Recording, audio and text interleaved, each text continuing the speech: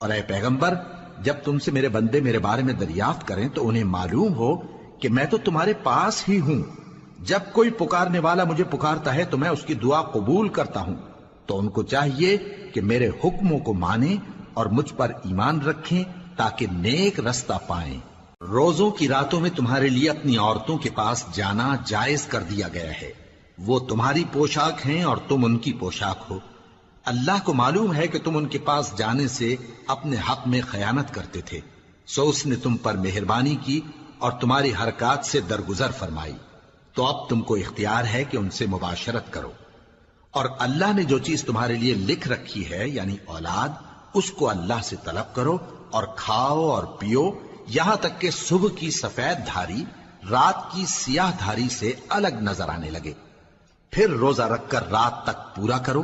اور جب تم مسجدوں میں اعتکاف بیٹھتے ہو تو ان سے مباشرت نہ کرو،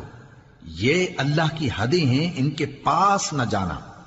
اسی طرح اللہ اپنی آیتیں لوگوں کے سمجھانے کے لیے کھول کھول کر بیان فرماتا ہے تاکہ وہ پرہیزگار بنے۔ اور آپس میں ایک دوسرے کا مال ناحق نہ کھاؤ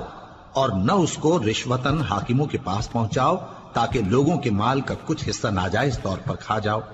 اور اسے تم جانتے بھی ہو۔